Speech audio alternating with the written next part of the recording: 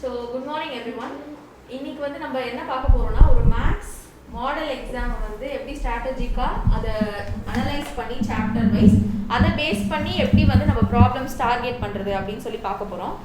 First இதை இந்த மேத்ஸ்க்கு மட்டும் இல்லை எல்லா சப்ஜெக்ட்டுக்கும் இதை பண்ணலாம். ஃபிசிக்ஸ், கெமிஸ்ட்ரி, எல்லா கம்ப்யூட்டர் சயின்ஸ், நீங்கள் என்ன சப்ஜெக்ட் படிக்கிறீங்களோ எல்லா சப்ஜெக்ட் ஃபார் ஆல் ஸ்டாண்டர்ட்ஸ் நீங்கள் இந்த மாதிரி பண்ணலாம்.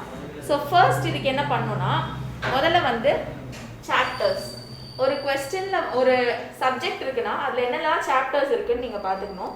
அந்த சாப்டர்ஸ் வந்து எப்படிலாம் செட் சேர்க்க முடியும், அதாவது இப்போ மேட்ரிசஸ் அண்ட் டிட்டர்மினன்ட்ஸ் ஒரு செட், அது ரெண்டுமே கொஸ்டின்ஸ் வந்து மோஸ்ட்டாக இன்டர்லிங்க்டாக இருக்கும். ஸோ அதனால இது ஒரு செட்.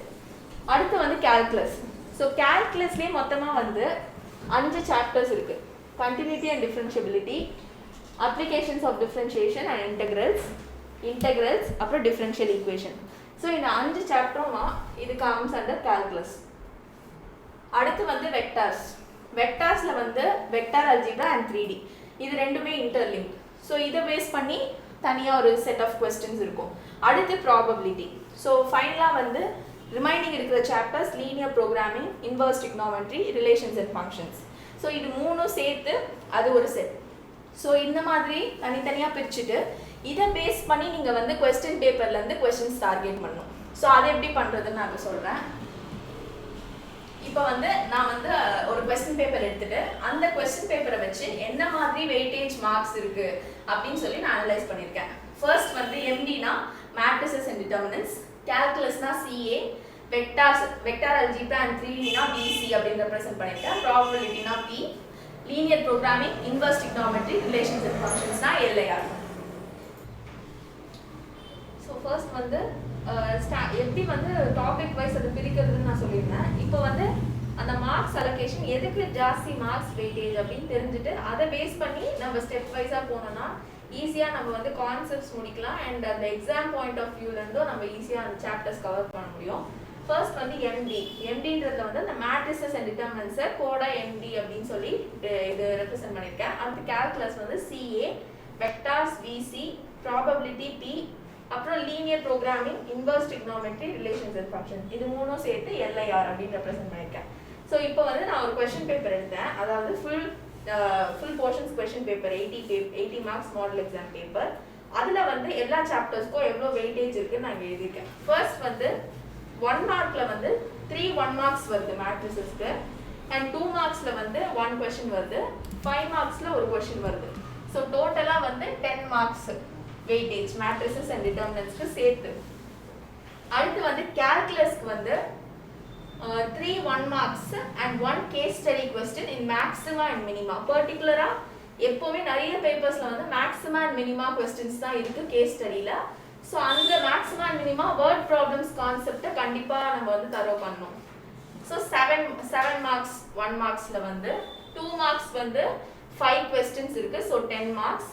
3 மார்க்ஸில் வந்து டோட்டலாக 7 கொஸ்டின்ஸ் இருக்குது. அதில் 6 கொஸ்டின்ஸ் வந்து ஃப்ரம் கால்குலஸ் தான். ஸோ கால்குலஸோட டோட்டல் வெயிட்டேஜ் வந்து 35 மார்க்ஸ். ஸோ இதுதான் ஹையஸ்ட் வெயிட்டேஜ் ஆஃப் மார்க்ஸ் கால்குலஸில்.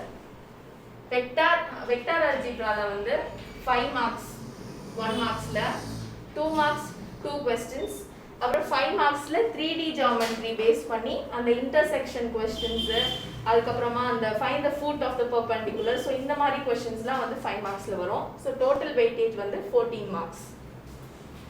அடுத்து ப்ராபபிலிட்டியில் வந்து 1 மார்க்கு வந்து 2 கொஸ்டின்ஸ், அப்புறம் ஒரு கேஸ் ஸ்டடி கொஸ்டின்ஸ். கம்பல்சரியாக கால்குலஸ்லேருந்து ஒரு கொஸ்டின்ஸ் அண்ட் ப்ராபபிலிட்டியிலேருந்து இன்னொரு கொஸ்டின் தான் இருக்கும்.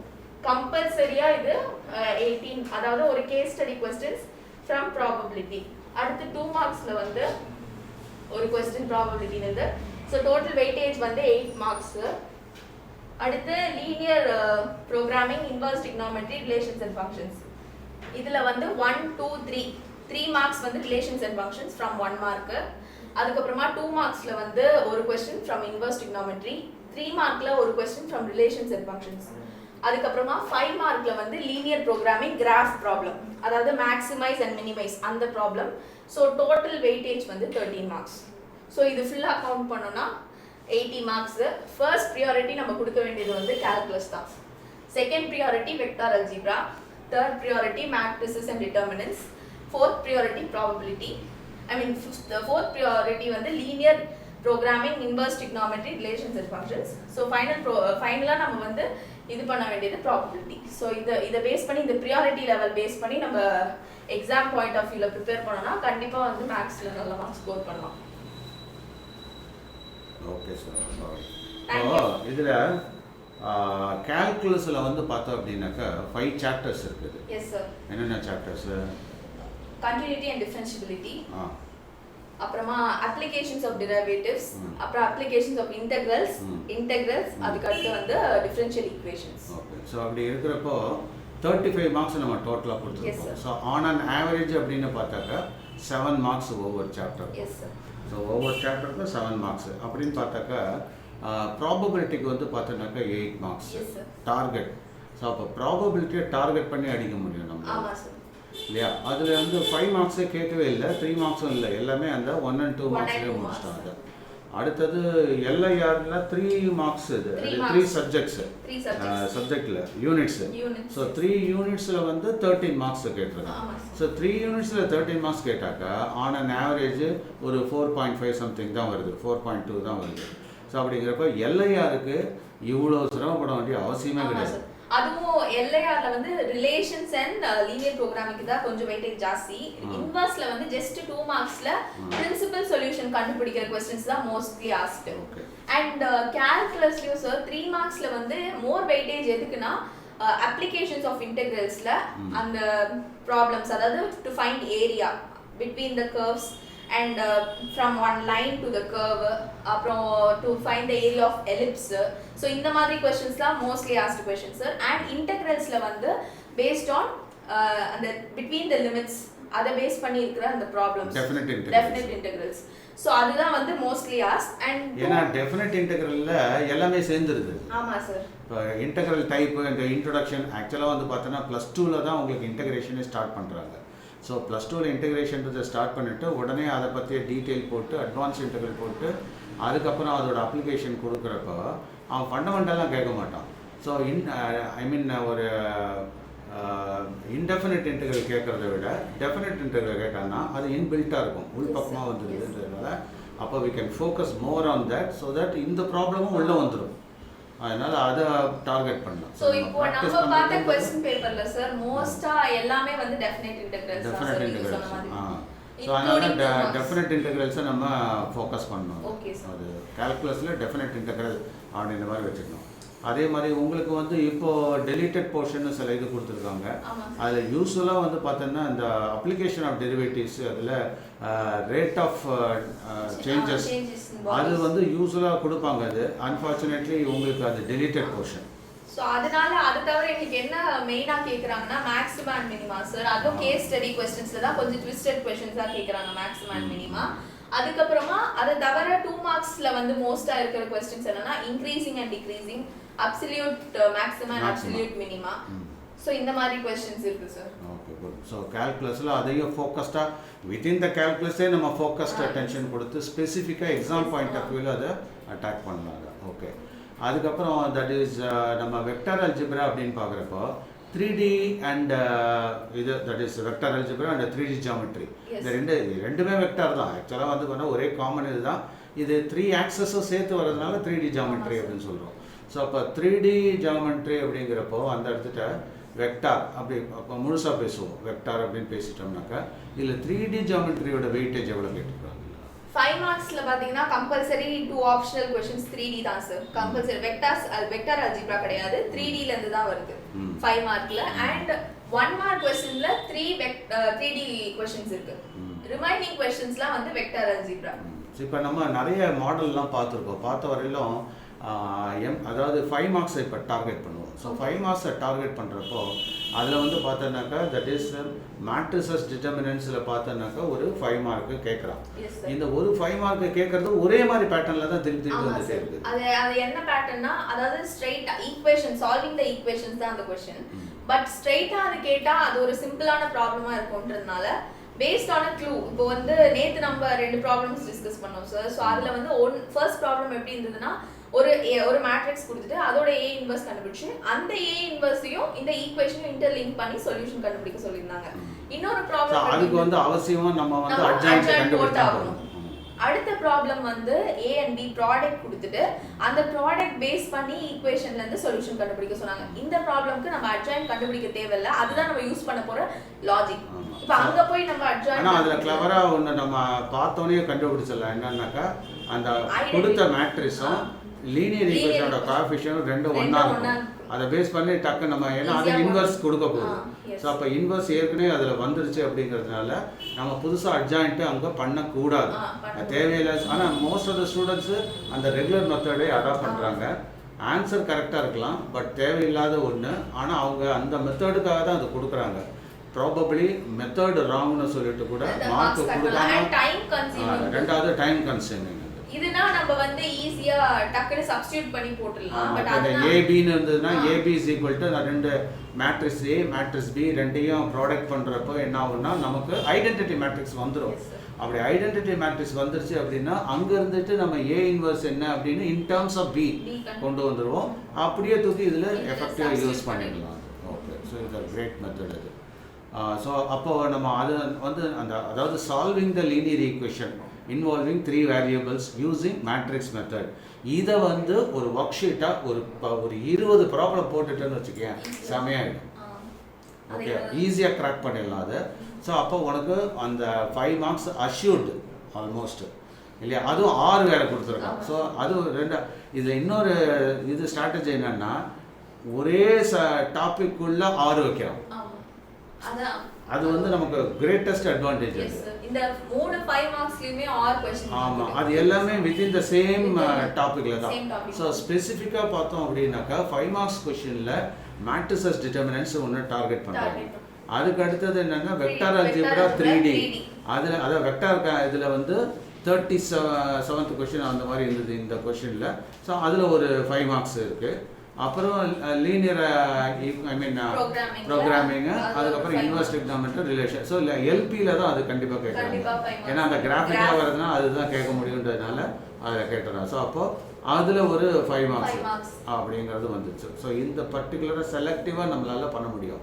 இதில் வந்து பார்த்தோம்னாக்கா கால்குலஸில் சுத்தமாக 5 மார்க்ஸே கேட்கல. ஆனால் 3 மார்க்ஸில் பயங்கரமாக வச்சு செஞ்சிருக்காங்க. 3 மார்க்ஸ்ல சோ 6 வந்து based on calculus. சோ அப்ப 7 क्वेश्चंसல வந்து 6 क्वेश्चंस வந்து only from calculus. அதனால தான் வந்து 5 மார்க்ஸ் வந்து அதுல கொடுக்கல. சோ அப்படினு பார்த்தாக்க அதுல 18 மார்க்ஸ் வந்து நமக்கு கிடைக்குது. இப்போ நம்ம எப்படி ஸ்ட்ராட்டஜிக்கா நம்ம பண்ணனும்னா அதாவது நாம எவ்வளவு குயிக்கா மார்க் எடுக்கணும் அப்படிங்கறது ரொம்ப முக்கியம். how fast you are scoring the marks அப்படிங்கிறது ரொம்ப ரொம்ப இம்பார்ட்டன்ட். இப்போ ஒரு கொஸ்டினை எடுத்துட்டு அதை ஃபுல்லாக பண்ணுறோம். இப்போ ஃபார் எக்ஸாம்பிள் இந்த இடத்துல எடுத்துக்கேன் 1 மார்க் இருக்குது. 1 மார்க்கில் டோட்டல் எவ்வளோ 20 கொஷின்ஸ் இருக்குது. 20 கொஷின்ஸு ஆனால் ஒவ்வொன்றும் ஒவ்வொரு ஸ்டைலில் கேட்டிருப்போம். ஒவ்வொரு டாபிக் எல்லா டாபிக்குமே கவர் பண்ணியிருக்கோம். ஆல்மோஸ்ட் பார்த்தோன்னா இப்போ 1 மார்க்கை பொறுத்தவரையிலும் எல்லாத்துலேயும் ஆல்மோஸ்ட் ஈக்குவலாக கவர் பண்ணியிருப்போம். வேற 2 மார்க்ஸில் அதை டிஸ்கஸ் பண்ண பார்ப்போம். 2 மார்க்ஸில் எப்படி வெயிட்டேஜ் கொடுத்துருக்காங்க?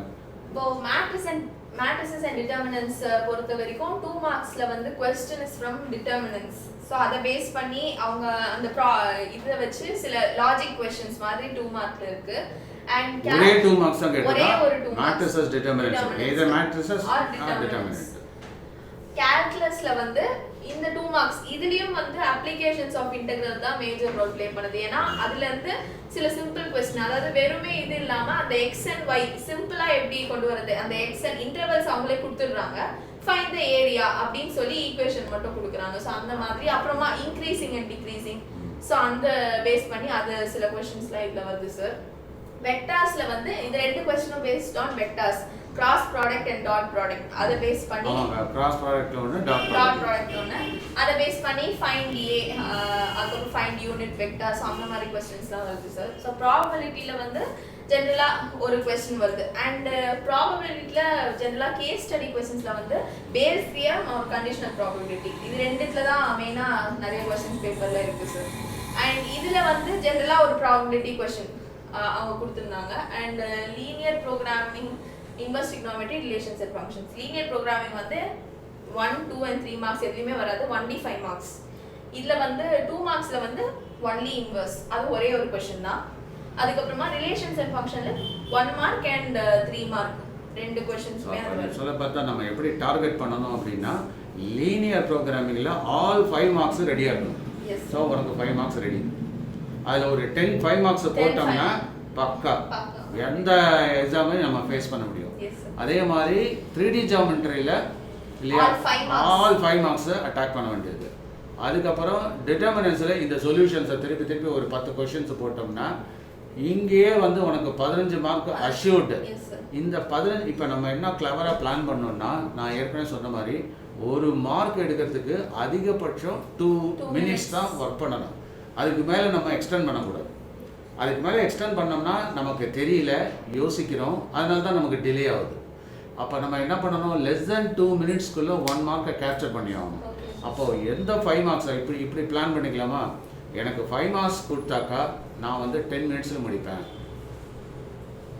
வாட்ச் டைம் அந்த இது ஸ்டாப் வாட்ச் வச்சுக்க வேண்டியது. நம்ம என்ன பண்ணோம், ஒரு 5 மார்க்ஸ் எடு, எவ்ரி 5 மார்க்ஸ் கொஸ்டின் நீ அட்டன் பண்ணாலும் 10 மினிட்ஸில் முடிக்கிறியா அப்படின்றது செக் பண்ணிக்க.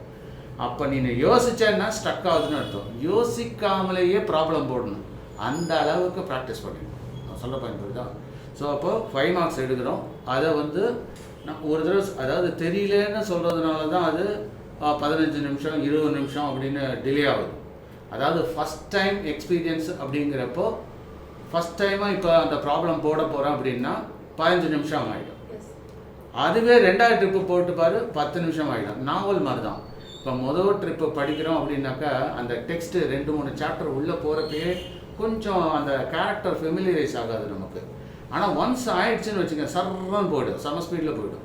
ஸோ அதே மாதிரி தான் இதுவும். ஸோ இதில் என்ன ஃபஸ்ட் டைம் நம்ம போடுறப்போ 5 மார்க்ஸ் கொஷின்ஸுக்கு 15 மினிட்ஸ் ஆகும் புரிய வைக்கிறதுக்கு இல்லையா. அதுக்கப்புறம் என்னென்னா 10 நிமிஷத்தில் நாமளே போடுறதா இருந்தால் 10 நிமிஷத்தில் போடலாம். இப்போ நான் எந்த ரேஞ்சுக்கு வரேன்னு பாரு. நம்மளுடைய டார்கெட் என்னென்னா 2 மினிட்ஸ் இல்லை, 1 மினிட்ல அடிக்கும். புரியுதா? 1 மினிட்ல 1 மார்க் ப்ராக்டிஸ் பண்ண அந்த அந்த அந்த அதிரடி ஸ்பீடு நம்ம வச்சுக்கணும். புரியுதா? 5 மார்க்ஸ் என்கிட்ட கொடுத்தாக்கா 5 மினிட்ஸில் முடிப்பேன். 2 மார்க்ஸ் கொடுத்தானாக்கா 2 மினிட்ஸில் முடிப்பேன். 1 மார்க் கொடுத்தா 1 மினிட்ல அடிச்சு தூக்கிடுவாங்க. இந்த ரேஞ்சில் நம்ம போனோம்னு வச்சுக்கேன், நமக்கு என்னாச்சு 80 மினிட்ஸா 80 மார்க்ஸை 90 மினிட்ஸில் முடிச்சிடுவேன். எனக்கு அப்படி இப்படி ஸ்கேல் போட்டு அது இதெல்லாம் போனால் கூட 90 மினிட்ஸில் முடிச்சா. 90 மினிட்ஸ்னாக்கா தமிழில் வந்து சொல்லுவாங்க ஒரு முகூர்த்தம்னு பேர். புரியுதா? ஜென்ரலாக நம்ம இந்தியன் கலாச்சாரம் பிரகாரம் 1 முகூர்த்தம்னு பேர். ஒரு முகூர்த்தம் அப்படிங்கிறது 3.25 நாழிகைன்னு பேர். இந்த 3.25 நாழிகை அப்படிங்கிறது ஒரு நாழிகை அப்படிங்கிறது 24 மினிட்ஸ் வந்துடும் அது. ஸோ அப்போது இந்த 24 மினிட்ஸு நல்லா ஞாபகம் வச்சுக்கோ, ஒரு நம்மளால் ஃபோக்கஸ் பண்ண முடியாது அதுதான். புரியுதா? அதுக்குள்ளாட்டி நம்ம அடிச்சிடுறோன்னு வச்சுக்கோங்க. அப்போது இதில் என்ன பிளான் பண்ணிக்கணும், நம்ம மாடல் எக்ஸாம் எடுக்கிறப்போ நல்லா கவனிச்சுக்கோ. இந்த மாடல் எக்ஸாம் ப்ரிப்பேர் பண்ணுறப்போ டேக் 5 மாடல் பேப்பர்ஸ். ஒரு மாடல் பேப்பரை எடுத்துக்கோ, இந்த மாதிரி பேப்பர் அனலைசிஸ் பண்ணிக்கோ. பேப்பர் அனலைசிஸ் பண்ணிவிட்டு நம்ம என்ன பண்ணுறோம், இப்போ வந்து எதில் அதிகமாக இருக்குன்றது தெரிஞ்சு போச்சு. கால்குலஸில் அதிகமாக இருக்குது.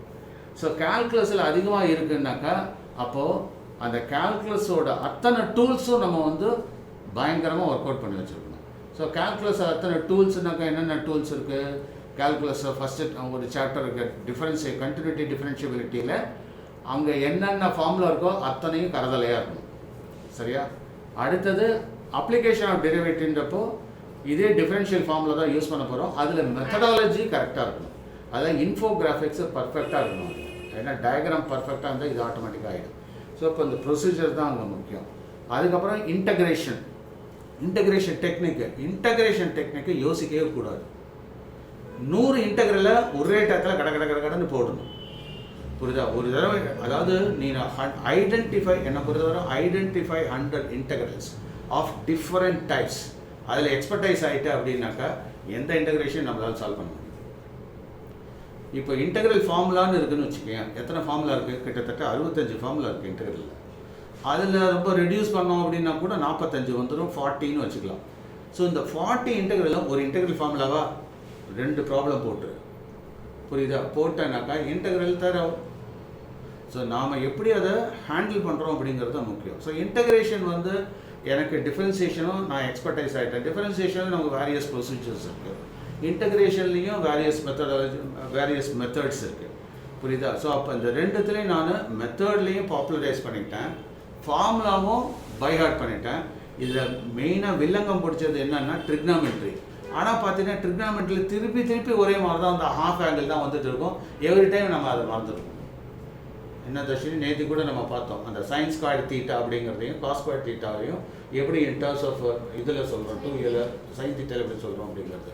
ஸோ அதுவும் நமக்கு பரிச்சை. ஸோ அப்போ அந்த ட்ரிக்னாமெட்ரியும் நம்ம வந்து பேசிக் ஃபார்முலாவை கரைச்சி குடிச்சிட்டோம் அப்படின்னாக்கா கால்குலஸில் வில் பிகம் ஸ்ட்ராங்.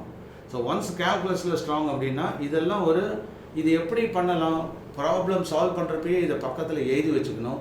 அப்போ நான் அடிக்கடி சொல்லுவேன்ல, இந்த சீட் ஷீட் சம்மரி, அதாவது தட் இஸ் ஸ்கெட்ச் நோட், இதை வந்து பக்கத்தில் எழுதி வச்சுக்கிட்டு எவ்ரி டைம் அங்கே புக்கில் 4வது பேஜில் இருக்குது, 15வது பேஜில் இருக்குதுன்னு தேடக்கூடாது. அது எல்லாமே ரெடி ரெக்கார்ட் மாதிரி 1 பேஜ் டாக்குமெண்ட் நம்ம கையில் இருக்கணும்.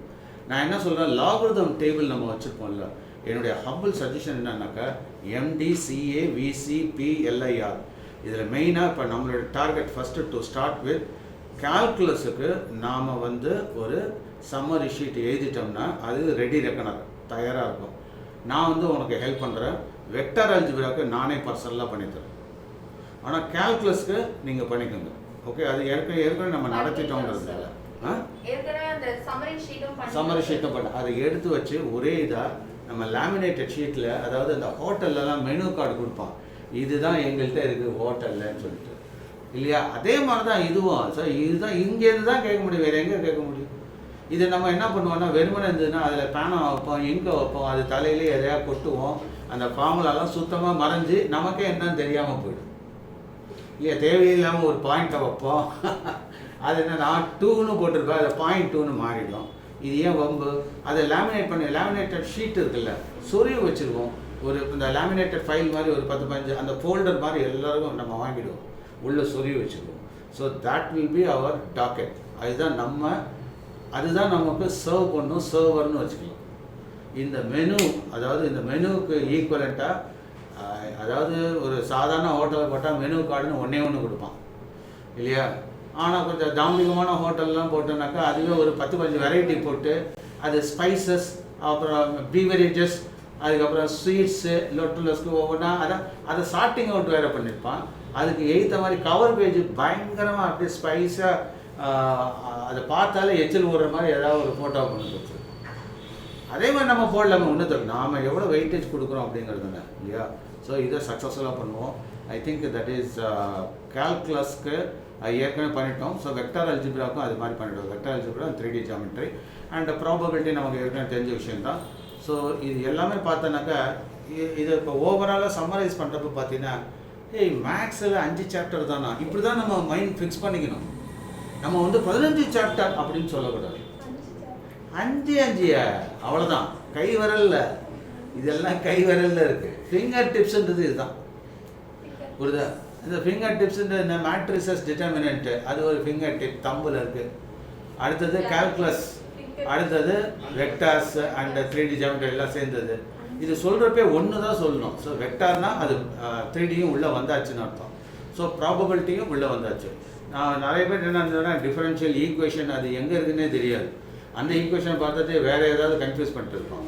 ஸோ இதை அதாவது ஒரு கொஷின் பேப்பரை பார்த்தா இந்த 5 ஃபிங்கர்ஸில் எந்த ஃபிங்கர் அப்படின்றத ஐடென்டிஃபை பண்ணிட்டான்னா அவன் ஓரளவுக்கு எல்லாத்தையும் படிச்சிருக்கான்னு அர்த்தம். இந்த கொஷின் பேப்பரு இது எங்கள் சப்ஜெக்ட் தானா அப்படின்னு பார்த்தானா அவன் டுபாகூர் பார்ட்டின்னு அர்த்தம். இல்லை இல்லையா? கொஷின் பேப்பரை சுத்தமாக எனக்கே தெரியாதுன்னு தான்னு வச்சுக்கோங்க. இது பார்க்குறப்பே சார் ஏன் கொஷின் பேப்பர் இல்லை அப்படின்னா அவன் படிக்கவே இல்லைன்னு அர்த்தம். நம்ம பசங்க என்ன பண்ணோம், கொஷின் பேப்பர் யார் வாங்கினா பார்த்தோன்னா சில பேர் எல்லாரையும் தெரியல. கொஷின் பேப்பர் வாங்கினா அதையே முறைச்சி பார்த்துட்டே இருக்காங்க. அன்றைக்கி பார்க்குற மாடல் எக்ஸாம் வச்சு பார்த்தா கொஷின் பேப்பர் 10 நிமிஷமாக தியானம் பண்ணிகிட்டு இருக்கான். அவன் சாமி கும்பிடுவானா இவனா பண்ணான். ஆனால் தான் நேற்றுக்கே எனக்கு எரிச்சலாக இருந்தது. கொஷின் பேப்பரை பார்த்தா நான் என்ன சொல்லியிருக்கேன், கொஷின் பேப்பர் பார்த்தா இது மேக்ஸ் பேப்பரா, உடனே செக்ஷன் டி ஓடி போயிடு. அதாவது இந்த கொஷின் பேப்பர் 12th ஸ்டாண்டர்ட் தானா, சம்டைம்ஸ் அதில் கூட போட மாட்டான், எதையுமே போட மாட்டான். உண்மையிலே ஒரு கோடு தான் வேறு எதுவும் இருக்காது அதில் இல்லையா. ஸோ அதனால நமக்கே தெரியும் இல்லை, படிக்கிறவனுக்கு தெரிஞ்சிருக்குல்ல ஏன் கொஷின் பேப்பராக இல்லையான்ட்டு. ஏன்னா 10th 9th எல்லாம் பக்கத்தில் உட்கார வச்சுப்பான். ஸ்கூல் எக்ஸாம்லாம் வேடிக்கையாக இருக்கும். சில பேர் பார்த்தா 10th கொஷின் பேப்பர்லாம் வாங்கி வச்சு எழுதிருப்பாங்க. ஏன்னா அதே ட்ரிக்னாமெண்ட் இருக்குல்ல, அவன் இன்வெஸ்டிங்னாமெண்ட் நினச்சிட்டு அதை போட்டு என்ன பண்ணி தொலையாது. அது பெரிய கலாட்டா வந்து இந்த 9th 10th தான். ஏன்னா 2 வயலுக்கும் என்ன இருக்கும் ரிலேஷன், இது what is call number system இருக்கும். இது எந்த நம்பர் சிஸ்டம் ரொம்ப அவசரமாக போட்டுட்டு, இது அஸ்வின்லாம் நல்லா பண்ணியிருக்கான். 9th செம்மெல்லாம் போட்டுட்டு அப்புறமே சொல்லுவோம், சார் 9th தேர்மா போடுற வரையிலும் தெரியாது, புரியுதா. அப்போது நமக்கு எதுக்காக சொல்ல வரேன் அப்படின்னா, அந்த சாப்டரை பார்த்தோன்னே கொஷின் பேப்பரை பார்த்தோன்னே அந்த ஐடென்டிட்டி நம்ம கரெக்டாக ஃபிக்ஸ் பண்ணிடணும். அதுக்காக கொஷின் பேப்பரில் இருக்காத பென்சிலில் நோட் பண்ணி வச்சுக்கிறது தப்பு இல்லை. சில பேர் பேப்பரில் கொஷின் பேப்பரில் எதாவது மார்க் பண்ணால் அப்ஜெக்ட் பண்ணுவாங்க. ஸோ அது பண்ணாத. ஆனால் ரஃப் ஷீட் ஒன்று வச்சுக்கோ, அதில் கடை இப்போ இந்த மேட்ரிக்ஸ் நம்ம போடலையா, நம்ம ப்ராக்டிஸ் பண்ணுறதுக்கு தான் இதெல்லாம், புரியுதா. இப்போ போய் நீ பாட்டுக்கு சார் சொன்னார் அதனால் நாங்கள் வந்து ஃபஸ்ட்டு 1 hour அனாலிசிஸ் பண்ண போகிறோன்னா போக வேண்டியதான். எக்ஸாமில் போய் இது ப்ரிப்பரேஷனுக்காக, அதாவது பசங்க மாற்றி புரிஞ்சுக்கிறது தான். அது இது வேணும்ட்டு இதெல்லாம் போட்டாக்கா நம்ம பசங்க என்ன பண்ணுவாங்க, எங்கள் சார் சூப்பராக சொன்னார், அவர் சொன்னால் கரெக்டாக தான் இருக்கும். ஒன்று ஒரு கட்டங்கட்டெல்லாம் போட்டு ஃபஸ்ட் பேஜ்லேயே இதெல்லாம் போட்டு பண்ணுவான், புரியுதா. அதுக்காக பயந்து வச்சு எதாவது ரெக்கமெண்ட் பண்ணணுன்னா கூட இப்போ அதுவும் யூடியூப்பில் பப்ளிஷ் பண்ணிடுறோமா, அது போட்டோம் யூடியூப்லேயே போனால் நம்ம பசங்க கெட்டதோடு இல்லாமல் ஊரில் உள்ள அத்தனை பேரும் சார் சொன்னால் கரெக்டாக தப்பாக இருக்கும் அப்படின்னு சொல்லிட்டு அவன் பண்ணிட்டானா. அதனால் இதை பார்க்குற நேயர்கள், ஸ்டூடெண்ட்ஸு, டீச்சர்ஸ் எல்லாருக்கும் சேர்த்தே சொல்லிடுறேன், இது எக்ஸாம் ஸ்ட்ராட்டஜி, ப்ரிப்பரேஷன் ஸ்ட்ராட்டஜி வேறு, எக்ஸாமினேஷனில் இருக்கிறப்ப ஸ்ட்ராட்டஜி அது வேறு. அதையும் இதையும் போட்டு குழப்பிக்க வேண்டாம். இது வந்து எக்ஸாமினேஷன் ப்ரிப்பரேஷன் ஸ்ட்ராட்டஜி. எக்ஸாமினேஷனில் இந்த ஹால் அது எப்படி பண்ணுறது அது வேறு, புரியுதா. நம்ம அது டிஸ்கஸ் பண்ணலை. இந்த எக்ஸாமுக்கு நாம் எப்படி ப்ரிப்பேர் ஆகிக்கணும் அப்படின்றதுக்கான ஒரு ஸ்ட்ராட்டஜி. இதில் எல்லாருமே நல்ல விதமாக கோஆப்ரேட் பண்ணிங்க. And Pavani, she was able to explain very nicely. Thank you, Pavani. So thank you for watching our videos continuously. Never forget to subscribe our YouTube channel. Okay, thank you.